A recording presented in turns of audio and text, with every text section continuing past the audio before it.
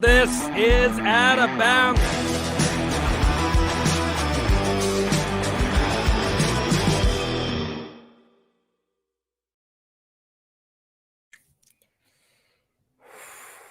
The internet, it's going to allow us to have an Out of Bounds episode. I was so worried a few hours ago we wouldn't get to have an episode. Victory Monday, right, John? Right? Maybe? This is Out of Bounds. That's me, O'Brien. I'm John Alba, and this is going to be an all-timer. We're back after a week off. Hope everyone had a good Labor Day last weekend. Something tells me you are ready for our opening toast. You're not going to waste any ado. We're less than a minute in. Yeah. You need an alcoholic beverage. Yeah. First off, you know the deal. KYNchats.com. Head on over there. It's being really slow to pull up the graphic because it knows that it's cursed. I don't know why it's not showing up. I can see the graphic, John. You're good. Okay, it showed up. KYNchat.com. You know where to go. Or you just leave that super chat in on YouTube if you're watching. That's how you get your comment read on air, because you're going to want them read on air today because we are a little unhinged. It is week one, the last game of week one of the NFL season tonight. Maybe, possibly. Apparently there's weather. Yeah, depending on how things go. Great seeing everyone there. Mia, opening toast. Give me some toast here. Give me some serenity before the chaos. Hold on. First, I'm tweeting out. John Alba out apparently may physically and metaphorically lose his mind. Tune in. That's right. Leave comments. KYN chats. Certainly tune in, because this is going to be a big one. Leave those super chats on YouTube. We want to read them. Just give me something to toast to me. I can't even drink alcohol tonight. I've got artisan water to help keep me calm. Oh my God. You're drinking water? Gigantic Fiji water. I mean, so we can toast to I'm at the 7 p.m. line and it's only 6 p.m. Good. So there's that. Good. I do have some good news. Okay. That I did just receive the closing information on the home that I am going to be purchasing. Congratulations. That's Thank great to hear. So we can cheers I'll to cheers that. to that. That's good news. Mm-hmm. Yes. Because the reason I didn't really want people knowing was because those lenders, they scare you sometimes. And they gotta get the paperwork now, and I'm like, but I have the money. And then when you score a pretty good deal and you get a house a lot cheaper than it was listed for, you're like, oh no, are they gonna tell me no? But we're good. Congratulations. We're out here. Looks like you're in Jacksonville for the long haul there, Mia. It's good or it's to hear. An investment, but we'll see. It's nice. Or it's an investment. We'll find out, I suppose. We'll find out. It's either way, it's a win. So and the Jags got a win. So that obviously was good for my mental health, because I've never experienced the Sunday scaries more until I started working in sports talk radio and had to go into work after after losses. Although after a win has also been kind of difficult of late, because even though this team is historically bad, they're now they think they can criticize if they don't. The fans think they can criticize if they don't score 50 points, which is crazy. Besides the point, because your team did not get a win. That's progress. Okay, so let's turn back the clocks to Saturday. Actually, technically Friday night. Okay, Friday night rolls around. I have learned that the planned Bruce Springsteen show that I was supposed to attend in Baltimore is canceled because Bruce is dealing with peptic ulcer disease. We're sending him the best. Okay. Is that similar to your issues? Yeah, it's you know that Bruce and I are truly cut from the same cloth because we both have chronic acid reflux. Anyway. So your show gets canceled. That's straight. The show gets canceled. All of a sudden, my Saturday is wide open. And I'm like, all right, what am I going to do? And it hits me. I say, wait a minute. Tomorrow is Old Timers Day at Yankee Stadium, and they are honoring the 1998 Yankees. You can see them behind me. The 98 Yankees are the reason I became a sportscaster in the first place. I'm like, this will be great. They're not doing the Old Timers game anymore, which is dumb because I love the Old Timers game. But they were having them do their little intros, and they did a Q&A, all that good stuff. I'm like, let me go and try to find some tickets. So I find tickets using some promo codes for some other podcasts I have. I buy $1.50 ticket to Old Timers Day and a good seat. Wait, and you could stay for the game. For the whole game. $1.50. Okay. Are the Yankees, I know things can't be that bad. Well, no, they're pretty bad. And then plus I've got some good hookups with my podcast. So I'm feeling good. So I'm like, all right, $1.50 for Old Timers Day. Gonna do it. So what happens, Mia? I go to Old Timers Day. Look at that. Great seat, right? I'm smiling. Things look good. They honor the 98 Yankees. Derek Jeter, Jeets makes his return to Yankee Stadium. Everyone's going nuts. The core four are there. David Wells goes on a rant about woke culture. Oh, I was going to ask if that's the reason they can't play the game anymore, but that's besides the point. It's pretty much exactly what you'd expect. So John Alba's very happy right there. Look at that face, right? Well, approximately 10 minutes after this picture is taken, the heavens open up just as the pitchers are about to go. Okay. Tarp comes on the field. 2.5 hour rain delay. My buddy who's with me, he's got a birthday party in Stamford, Connecticut he's got to get to. He sees an inning of this game. I am stuck there alone. I am watching this pillow fight between the New York Yankees and Milwaukee Brewers, featuring the worst defensive play I have ever seen in person at a game. Courtesy of everybody. Everybody was terrible. Everybody. The Brewers were terrible. You're talking across the board. Okay. I didn't know if it was one player in particular. No, across the board. It was horrible. It's 2-2. The Yankees have scored a run off a single and then off the most little league error you're ever going to see, after giving up an inside the park home run off a comedy of errors prior. The Yankees send up Aaron Judge, Jason Dominguez, the Martian, who, by the way, just officially became a Yankee because he needs Tommy John surgery as a hitter, and then Giancarlo Stanton. Okay? Or sorry, Gleyber Torres. I see, in the 6th inning here, 2-2 game, I see Aaron Judge, Jason Dominguez, and Gleyber Torres 3 consecutive groundouts to short. 3 consecutive groundouts to short.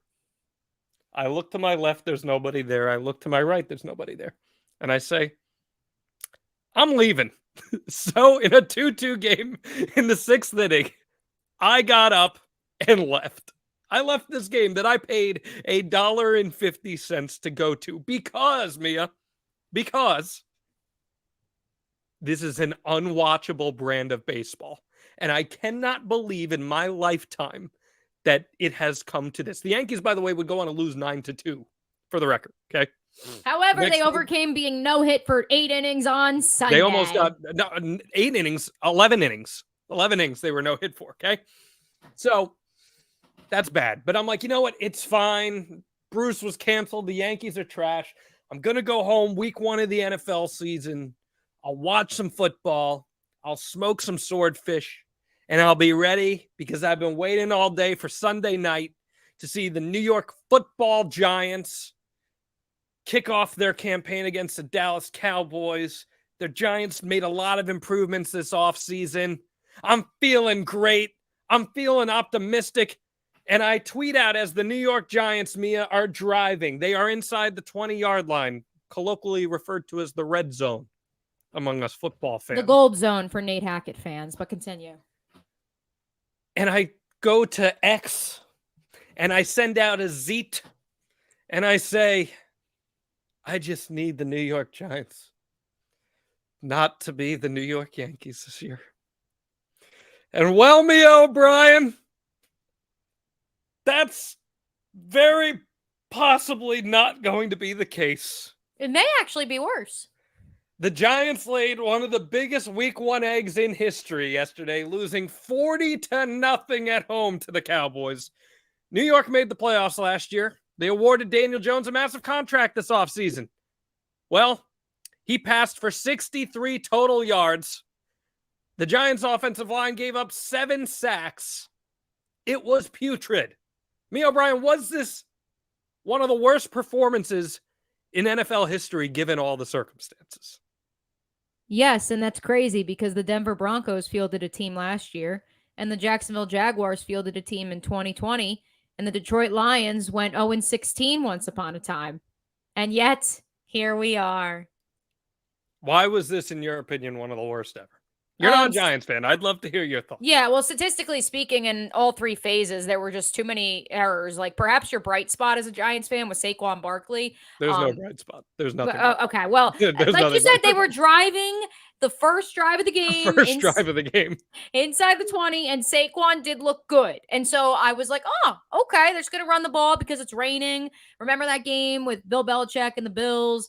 And Mac Jones in the snow game. And I think Mac Jones threw it three total times. And everyone was like, strategy. And so I'm like, Brian Daboll, strategy. Like, okay, cool, whatever. Just run the rock. I don't care. And then obviously, even though Saquon, ran for a lovely 51 yards and a 4.3 yard clip, he unfortunately then fumbled the ball away one too many times. And so you can't even count him as a bright spot.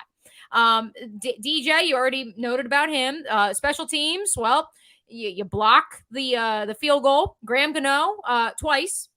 Graham Gano supposed to be Mr. Consistent for the New York Football Giants. So special teams knocked. The defense again gave up 40 points, although really it was 20 some odd in terms of actual offensive points. Still, and yeah, Dak Prescott had all day to throw. I loved the graphic they did where they showcased the Cowboys, the pocket with the offensive line, and how nice and cocoon Dak Prescott was. And then you had Daniel Jones with 1.6 seconds to throw it before Michael Parsons ate him alive. And Andrew Thomas got hurt for the Giants, by the way, your star. Yeah, and Evan Neal spent about 80% of the game on the ground, so that didn't help. So yeah, I think the Cowboys are good. We're going to dive into this a little more, but I think the Cowboys are good. I'm not sure they are world beaters. I think this was just a perfect storm, pun intended, because it literally was also monsooning. And unfortunately, it just snowballed from there. And do I think this is indicative of who the New York Giants will be? Maybe not, but also I'm not sure that what we saw last year wasn't a mirage. Okay. So I know a lot of times in sports fandom, something like this happens, and we're like, "Oh my God, that was the worst thing I've ever seen." Week one overreaction. That's what we're here for. That's what Out of Bounds is all about. But I think this actually might have been one of the worst team performances ever in an NFL game. And I found this stat, and I'm going to credit it appropriately, per OptaStats. Last night, the Giants, follow me along here, okay, ready? Lost the game 40-0 or worse. Lost the sack battle 7-0 or worse. Lost the turnover battle 3-0 or worse.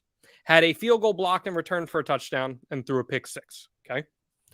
No other team in NFL history has had all five happen in the same season. The Giants had all those things happen in the same game. We are talking about historic ineptitude in this particular game. The Giants were outclassed, they were outcoached, they were outperformed. I truly believe this was one of the worst games that I will ever watch in my life as a football fan. Did you watch till the end? I watched straight through the end, where Daniel Jones was still in this game at 40-0, by the way. So, Mia, you hear games like this, right, and their outcomes, and I just keep thinking to myself, this was going to be one of those games for the Giants that years from now, if you're a fan, you're going to talk about this one as oh, remember the 40-0 game? Every team has those games, right? The Jaguars have was the knee down, right?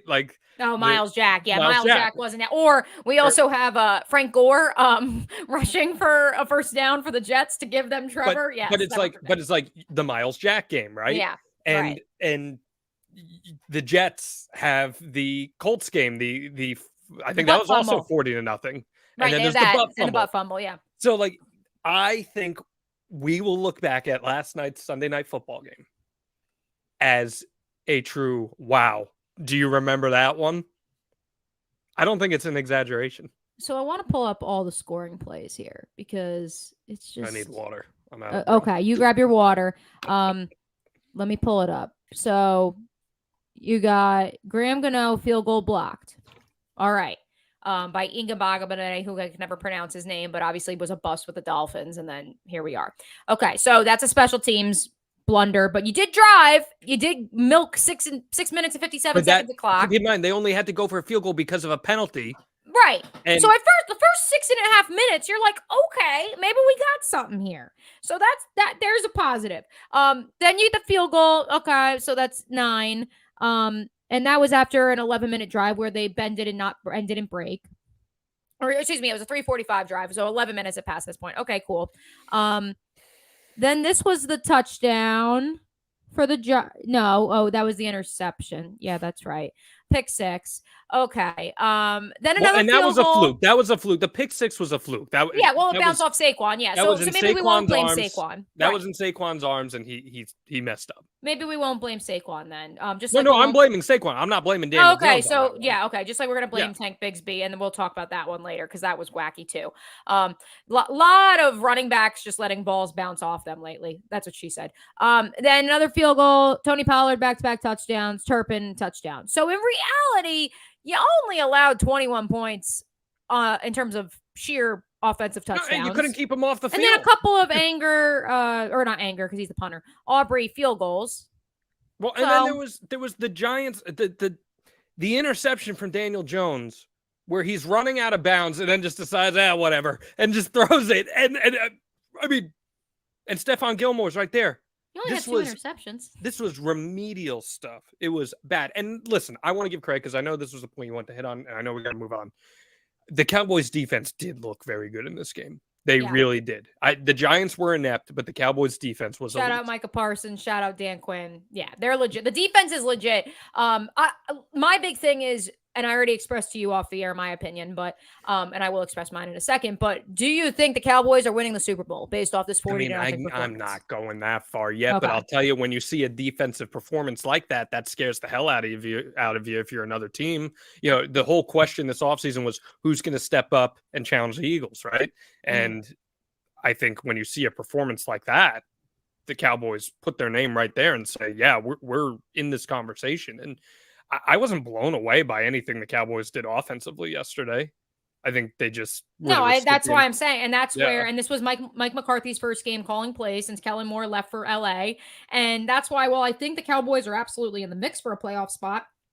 And I think that defense can carry them. I am still rooting for the meme of them missing the playoffs just because Mike McCarthy and also Brian Schottenheimer is the OC, if in name only. And we all know that he is the kiss of death for a lame duck head coach. Right down the line from Mark Richt to Urban Meyer. If you put if you put Brian Schottenheimer on your staff, there is a good chance that you will be fired.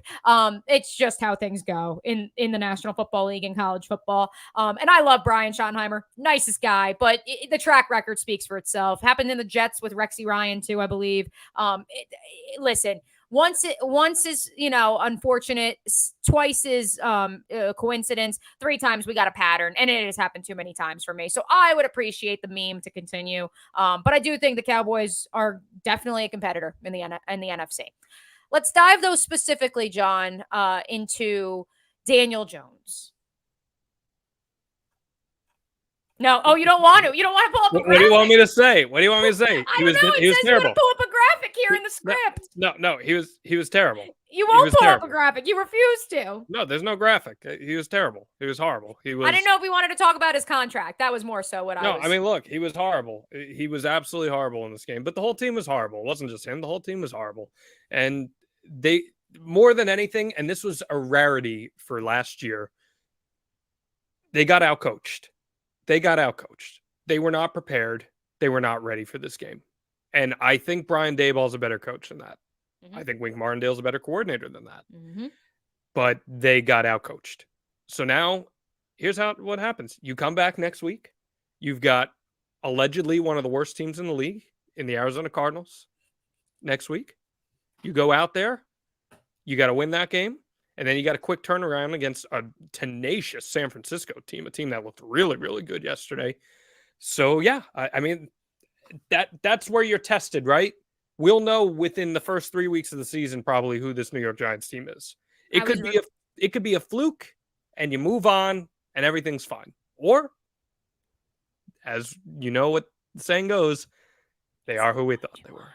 Or it's not what you want either. It's not what you want. I am rooting, I was rooting for the Cardinals to win yesterday just because I wanted to see Jonathan Gannon actually have to answer questions, at a podium in general, but also after they've literally crafted the perfect tank for Caleb Williams and then him have to answer questions. Let's talk contracts though, John, and teams that played abysmally. Yeah. Joe Burrow. It's a good picture, isn't it? So sad. Poor Joe. Tell us a little bit about Joe. Yeah, so Joe Burrow became the richest man not only in Bengals history, but in NFL history. He signs a 5-year, $275 million extension. What was awesome, and I would like to make a note of this, is that the Burrowhead drama continues because this guy literally waited until the Chiefs were kicking off the NFL season, and then he had Adam Schefter press send, which is so petty, and I love it. Except for the fact that then he went on to go 14 of 31 for 82 yards in a 24-3 loss to the Browns, who he is now 1-5 against. Oh, and wait for it. Threw for a career worst 2.5 yards per throw average. John, did Joe Burrow cash in and then cash out? This picture cracks me up. First off, horrible weather across week 1, right? Like it's still horrible weather. Yeah. I'm just hoping our broadcast tonight on this program goes without a hitch. Yeah. Did he cash out? No, he didn't cash out. That's classic overreaction from NFL fans out there. But I feel like we see more of this in recent years where guys get these big deals and then out of the gates, they just come out and they look like booty. And I don't know what was in the water there in Cincinnati. In Cleveland, even worse. Well, I'm saying they played in Cleveland, but I'm saying in Cincinnati, I don't know what was in the water there. But it's something was going on with Joe Burrow where I watched a lot of that game. He didn't even remotely look like a superstar. And we're going to talk about this in our next topic a little bit, but I think there's something to be said about maybe needing to see a little more action in the preseason with some of these guys. And we'll get into that. And it doesn't necessarily have to be in the traditional form that we know it as, because I've got some ideas. But I just think that when you come out like this, you leave yourself susceptible to so much more criticism than what you would be facing otherwise. You got to talk the talk if you're going to, or you got to walk the walk rather, if you're going to talk the talk. And Joe Burrow is one of those silent killers in the NFL, I feel like. But his swagger talks a big game. Yeah, I mean, there's a couple factors in this one. First of all, because I see Eddie in our comments on YouTube, which of course we want you guys to leave comments on YouTube, but also a KYN chat too, if you can. But I see him also referencing the limited preseason action. The reality is, and I know people love to crap on Joe Burrow for this, the man hardly, if ever, has played in the preseason. His rookie year was 2020. There was no preseason. He was coming back from the ACL tear. He didn't play the season that they went to the Super Bowl during the preseason. Last year, there was the appendectomy, and now he has the calf injury. So I think Joe Burrow has literally practiced and played in the preseason probably like as much as I have, which – whether it's a problem or not, I don't know. However, it should be noted that they started last year 0-2, and he took a line from another great quarterback, whether you like it or not, in the National Football League, and A.A. Ron, and said, relax. And then guess what happened? The Bengals went to the AFC Championship game. So that's where I am not pressing the panic button, especially because this was also in a monsoon. And the reality is that Cincinnati game, the Cincinnati offense, as much as they have Joe Mixon, and I don't think they're going to miss Samaje Perine all that much because they still have Joe Mixon for however long he isn't in jail. The reality is that their offense is predicated on the passing game. And it's tough to pass when you keep having to swap out, having a glove on, having a towel, or my hand's wet. You can barely get the ball out of your hand. And the reality is, too, is that Deshaun Watson didn't play all that hot either. I mean, 16 of 29 is a better Deshaun Watson hasn't played well, period. Correct. You're not wrong. You are not wrong. And I want to make that very clear. Like, Deshaun Watson now, as far as I see it, this is a guy who completes 55% of his passes in games. Like, that's who Deshaun Watson is. Do you think he has the yips, or do you think he's just like what is it? I just think how much time did he missed a season and a half, right? Something like that. Mm-hmm. Yeah. I mean, it was almost like a season and 3/4. Yeah. So when you miss that much time, that's just what's going to happen. You're going to lose your feel for the game. And you combine it with all the turmoil off the field for him. I think this is just who Deshaun Watson is right now. And can he get out of that? I don't know. Maybe. I saw a meme the other day. So are you more worried about Deshaun than Joe? I ain't worried about Deshaun whatsoever. I want to make that very clear. I saw a meme the other day that was like Deshaun Watson pointing up to God.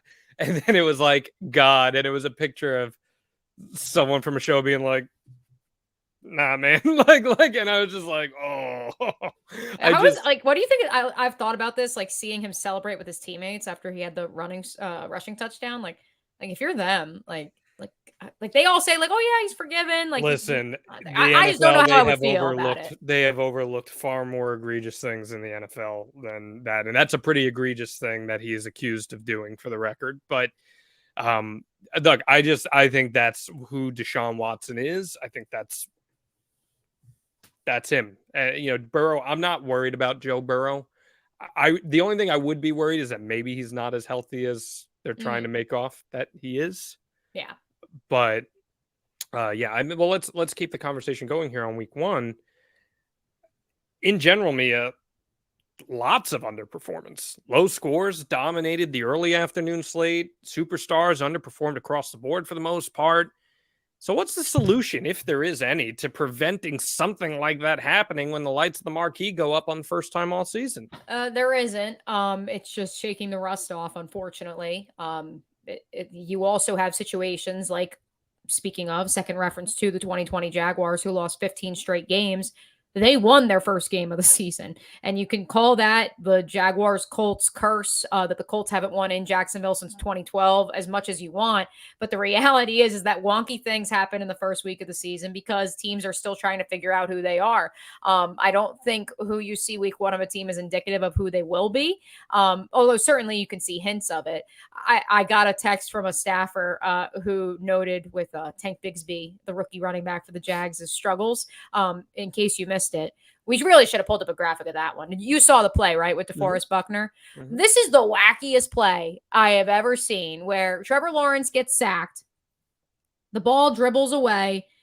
The play was presumed to have been called dead. Tank Bigsby picks it up and is standing there waiting for the ref, like this, just standing with his hand on his hip, waiting for the ref. And DeForest Buckner just walks over, swats it, picks it up, and runs. And just runs. It was crazy. And the refs say it's a touchdown. Yeah. Which the irony is that Tank Bigsby is perhaps most known in Auburn folklore.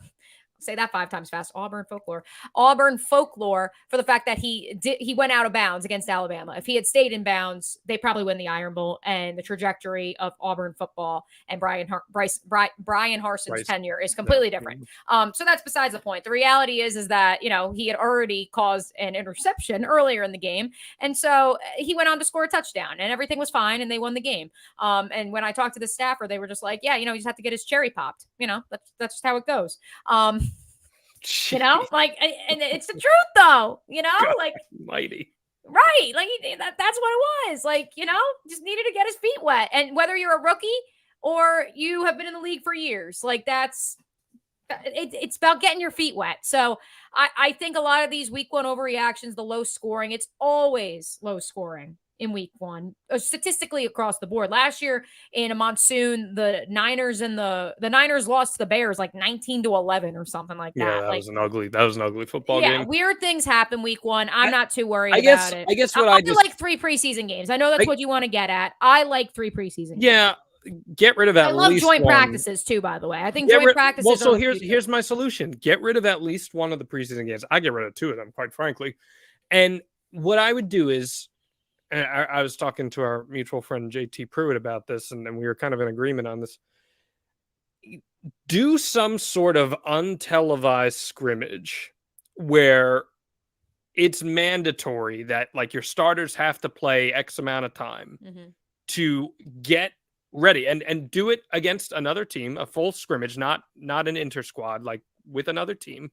We know the NFL has to televise everything, so it's never going to happen, but do something like that where guys can play without judgment, not in front of anyone, and get their reps in. Because I think if you got them going at that level on something a little more intense than what we see in the preseason, even week 4 of the preseason, I think they then enter week 1 of the regular season a little more ready to go.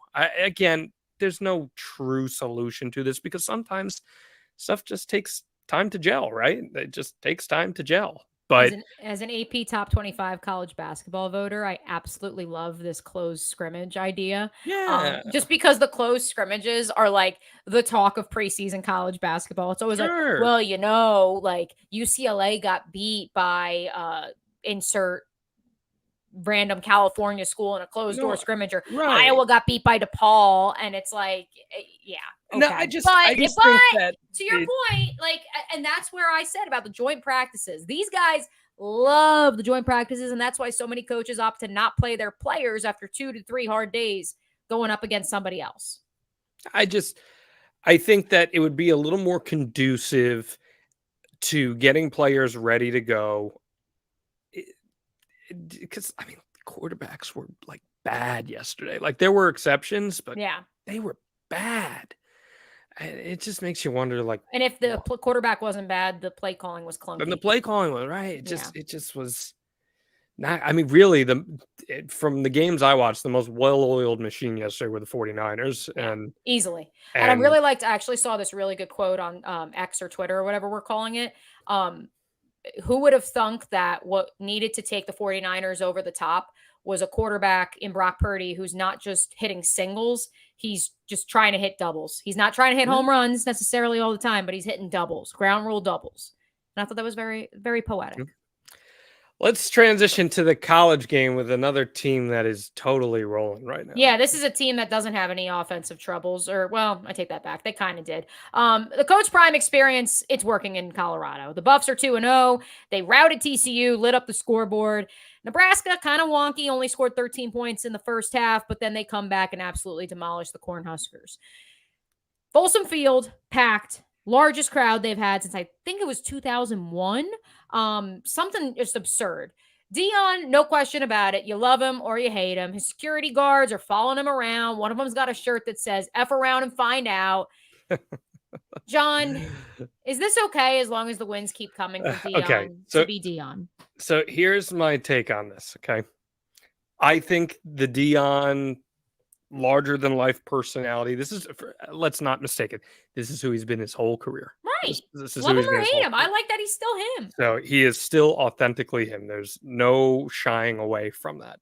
And I do think it's a great thing for college football specifically that you have someone who was one of the most electric players of all time at both the college and pro level actually succeeding as a head coach. How many superstar players try to become coaches and perform well? Very few of them do. And Dion systemically changed the game. He really did as far as recruiting goes with the HBCUs and into Colorado now. The one thing that I will just say that I think Dion does need to understand when it comes to being a head coach in a major Division I program is that it is not the job of everyone to be your fan and your supporter. Like I saw in the press conferences where he's calling out individual journalists. He's like, you doubted us, you doubted us, you Apparently doubted us. Ed Werder. I'm like, Ed Werder barely covers you. And it's not that people were even doubting them. It was just, they're just trying to hyperanalyze a game appropriately. And he's like, are you going to be in our corner now? And I'm like, dude, if you're going to be a head coach, you have to, that's not the role of these people. Their role is not to be your cheerleader. If you give them something positive to write about, they're going to write positive things. And so far, that's exactly what Colorado's doing. So I don't have an issue, Mia, with it per se, but I do think that there needs to be some sort of coming to Jesus moment here of, all right, let's come down a little bit and understand that we need to keep things in perspective. I've got 2 words that will bring things down. Caleb Williams in 2 weeks' time. Actually, 3 weeks. Bo Nix is the first 2-word sequence I have for you, although we'll get to him in a second. Oregon's got some questions to answer as well. But yeah, no. I just think once he gets to the meat of that Pac-12 schedule, it'll humble Colorado a little, although the defense certainly proved to me that this is not just some offensive juggernaut. They're a good team. Led by Shedeur Sanders, who, by the way, is going to be a first-round pick, and it has nothing to do with his father. He would have played at Alabama if Dion had not become a college coach. Alabama probably would have beaten Texas on Saturday night if Shedeur Sanders was their quarterback. And so it's unfortunate. I mean, I think the kid is great. And the kids that they've recruited, the running back, Edwards, obviously Travis Hunter. They got Jimmy Horn over there now. I covered him. Like the whole crew Florida, on offense is legit. Mm-hmm. And then I do think that the pass rush proves something to me on Saturday. So they are a contender in the Pac-12 in its final year of existence. There's no question there. As far as Deion being Deion, like I think that those losses will humble him because they are coming. This team is not going 12-0. If they do, great. Awesome. But the losses will come. And that's what will be curious for me to see because Deion did not suffer a ton of losses at Jackson State, at least not in the last 2 years. And so that is where I am most curious to see how he reacts to that. I would think he will do so humbly, especially as long as it's in the Pac-12 portion of their schedule. I don't think Colorado State's going to beat them on Saturday. So I think we're in the clear there. But the reality is once those losses come, that's maybe where you see him pull back a little bit. But knowing Deion, if it's a controversial ending, he could lean in even more. So I hope you're prepared for that too. I think he absolutely would lean in even more. But I do think there needs to be some sort of evaluation of, okay, let's pick and choose our battles here. You can't have a battle with everybody, with everything. It's not the whole world against Colorado, especially if you continue to prove that you're a winner. People are going to buy in. Love Colorado. That white sweatshirt, the white hat, everyone is going to want to buy it. I said it as soon as they beat TCU. I said, this is the new must-have item this Christmas season. You watch. Mostly I'm upset we didn't ask my boy Dave Campo to call into this episode of Out of Bounds because he's got Deion Sanders stories for days, obviously, as his position coach with the Dallas Cowboys and his DC. And he's told me, like, this is who he's always been since he met him. Mm-hmm. There is a reason the Cowboys didn't want to draft him initially. Because this is who you get. And when they went and got him, there were people who were like, oh, are you going to be able to handle that?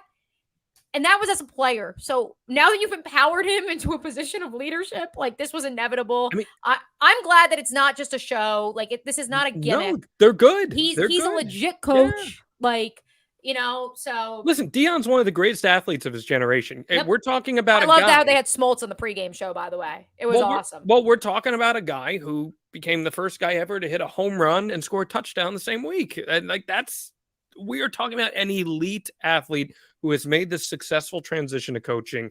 I just think he needs to measure and temper expectations just a tiny, tiny, tiny bit before we go all the way here. And because guess what? Like you said, times are going to get tough. They're going to lose games. And you can't, I don't want to say arrogance is the word because I don't think it's arrogance. I think it is extreme confidence. Mm-hmm. And eventually that's going to be tested. Be challenged. Yeah. It's going to be challenged. So he's still going to just be and maybe he does. Maybe I'm sure. You know what? I'm going to call it now. Like they'll lose to USC. Like they'll beat Oregon, and everyone's still going to be high on them. And then they'll lose to USC on like a last minute Caleb Williams crazy touchdown. And Deion's going to like make this whole dramatic hugging of Caleb Williams at midfield. And like, I'm so proud of my son, Caleb. Look at what he did. He goes, we got beat by a great quarterback. And I love Lincoln Riley, but I also love my team. And this was a great game. And like, that's what he's going to say. And I'm okay with that. I'm okay with it. He's going to make it all about him. But at least he's going to be humble in doing so. Well, let's talk about USC. Let's talk about Texas. Who's back? Texas beats Alabama. USC is 5th in the country with the consensus number 1 overall pick under center. They're dominating once again. You forgot about Miami. Well, you can throw Miami into that. Is the U back? Many are asking. My question is, are we living in 2006 again? And what does that do for college football to have powerhouses like USC, Texas, and potentially someone like Miami back into the fold here? What does that do for this sport? So I was listening to Shutdown Fullcast on the drive home today, and they made the great point of like every Alabama loss we have seen since Nick Saban became the head coach, you remember, because it either was an absolute butt whipping. Guess what? The walls are closing in. Correct, which we're going to get to. But we're going to get to that in a second. Are the walls closing in / is Texas really that good? Get to that. Oh. The Trevor butt whipping, everyone knows. Deshaun Watson sneaking out a national championship title, everyone knows. The LSU going for 2, Johnny Manziel, iconic things. for me, Texas didn't do anything in this game that truly won them the game. They simply have better athletes who performed and executed the game plan more efficiently than Alabama. It was that simple. What's really unfortunate as well for Nick Saban, to your point about the walls closing in, is he had the number 1 recruiting class in the country last year. You want to know how many of those players have cracked his starting lineup? 1. Caden Proctor, who defected from Iowa to go to Alabama and become a tackle for Nick Saban. Go Hawks. Who also got whipped on Saturday night by Texas. Do you want to just get Ithaca in so you can hit the No, it's all right. We'll get to them later. But the reality is that he's going to have to either try to see what sticks with these young kids, or I don't know what he's going to do, because I don't know. I don't think Texas is that good. That's the scary part. I think Alabama got beat by a top 10, top 15 team. I don't think they got beat by a top 3 team. And that's what's frightening if you're Nick Saban. Okay, but look at the macro question. Texas playing well, USC playing well. Does this restore a little prestige to this great game? The USC, undoubtedly. And they're legit. They will falter at the last minute because it's a Lincoln Riley-led USC. Although I think Caleb Williams will have something to say about that. I just don't know if their defense is that good, but whatever. We'll see how that goes down the road. Texas, the Pac-12, the Big 12 is going to cannibalize itself even more than the Pac-12, I think. They may be the cream of the crop in a conference where everybody is like a top 25 team, like they're like fringe top 25, and Texas is a little bit better, so they may win the conference based on that. But like, you tell me, what did you see from Quinn Ewers? Like, I see Caleb Williams and I see Matt Leinart, Reggie Bush, Lincoln Riley, Pete Carroll. I see that entirely. Man, yes, absolutely. I don't see it at Texas with Sarkisian and Quinn Ewers. It's still early too. We're very early in the season here, but I agree with you on USC for sure. Seeing USC, this feels like those prestigious USC teams from 20 years ago, 17 years ago. And what's cool about it is you have a whole generation of fans, young people that grew up knowing that USC is this iconic institution, the Matt Leinart, the Reggie Bush era, right? Then they go dormant for so long. And now those fans are in their 30s and they're super invested in college football. Now they're seeing that re-rise to prominence. And I think that's a very good thing for the sport. The more classic institutions playing well that you have, the more equity that the NCAA can present on television with its big time matchups. We love seeing Alabama dominate, Clemson dominate, all that stuff for years. But when you can reinvigorate these institutions of the game, including the U, if the U really are starting to become legitimate again, that's amazing for the sport. It really is. And I hope people recognize that, because the more major institutions playing well we have, especially as the college football playoff is about to expand, the unpredictability factor is going to go up. You're going to have players become more superstar names. I think it's like perfect time and place for something transformative to happen here. How many commercials is Caleb Williams in? I feel so bad for Reggie Bush and Matt Leinart. Like, they're just sitting here. Reggie Bush especially. Yeah, I mean, they're just sitting here and they're like, meanwhile, like, what were we doing at that age? Getting yelled at by the NCAA. Reggie Bush had his livelihood stripped from him, essentially. So make of that. Meanwhile, Caleb Williams in every commercial. Everything is fine. No, Miami, real quick, I do want to make a note for our listeners. Obviously, I co-host with Leon Searcy, who played for Miami, and he was the left tackle to Mario Cristobal's right tackle on the Miami late 1980s, early 1990s championship team. So I've gotten to know Mario a little bit. So happy for that guy. And it has nothing to do with the fact that Jimbo Fisher and Bobby Petrino eating each other alive is an amazing bit that I love to see. But Mario is a guy who loves Miami. He left Oregon, which I know upset some people, but the reality is his mom was sick in Miami. He went to Columbus High School down the road from Coral Gables. He went to Miami. Like, he bleeds Miami. And so I really appreciate that he went back and he got there, and he told us, like, he told us in Amelia Island at the ACC meetings a year and a half ago, he got there and none of those guys wanted to practice. None of them wanted to do anything but Instagram and show their jewelry and their chains. And he was like, you got to be great to win a national title like I did. You got to practice. And it seems like he's finally gotten those guys. And very happy for him because I enjoy seeing that old school brand. And they're not even old school because they're fun to watch. I mean, Tyler Van Dyke threw 5 touchdowns. So it's not like it's like bully ball, but it's just, it's good to see. You had the issue with Gen Z, and now you got some kids who really want to put in the work. Absolutely. We got one more topic before the Beast of the Week, and we're going to take a break from football here. Mia, let's talk about your girl. Hit us up here. Okay, what picture did you use first and foremost? Okay, all right, good. So it's a picture from the U.S. Open, thank God. So Coco Gauff wins her first U.S. Open championship, her first major. The entire sports world is talking about her. But the question is, John, is she the new Serena, or is that too much pressure for a 19-year-old that cost me and my boyfriend $5 when she got ousted in the second round of Wimbledon this summer? She is a special talent. She carries herself so well. I think it's amazing seeing, I don't know if you saw this, the video of her at the US Open when she was like 13 doing like, she's like dancing in the stands, and then now to be where she is, where she put in that final a performance of a lifetime. I mean, she was down and out, and she, like, I think one of the beautiful things about tennis is it really is, for as much of it as an athletic sport, it's very much a cerebral sport. And she was an assassin out there in the same way that greats like Muhammad Ali and Michael Jordan and all these great killer athletes just were able to turn it up. Tom Brady, able to turn it up to that extra mode. I think it's unfair that people are going to make those natural comparisons to Serena. They're going to, because what Coco Gauff has an opportunity to be is the first Coco Gauff. And she has a chance to take this amazing legacy that Serena left and build on it and expand the game even more so using her influence.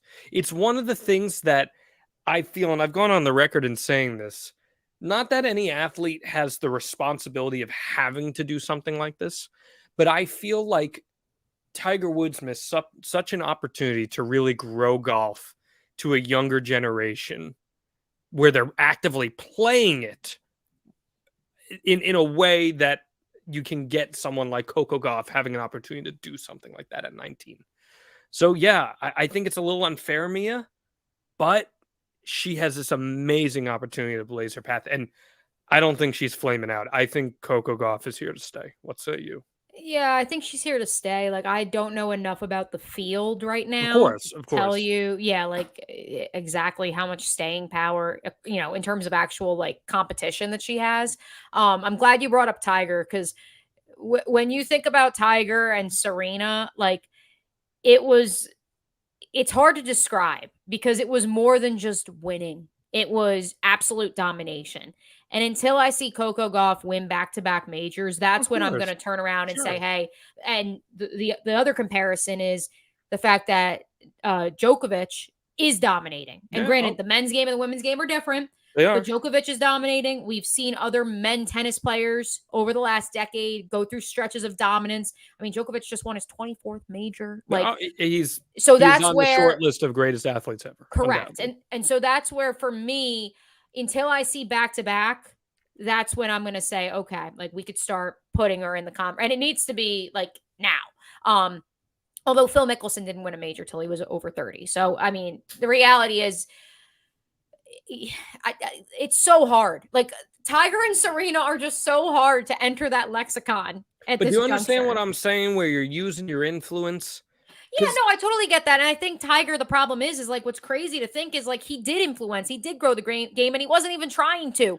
He did it just by being Tiger and just being himself. I mean, I could get into some real like socioeconomics elements of that where I would disagree. It's also kind of like Michael Jordan and, who buys sneakers, but, right.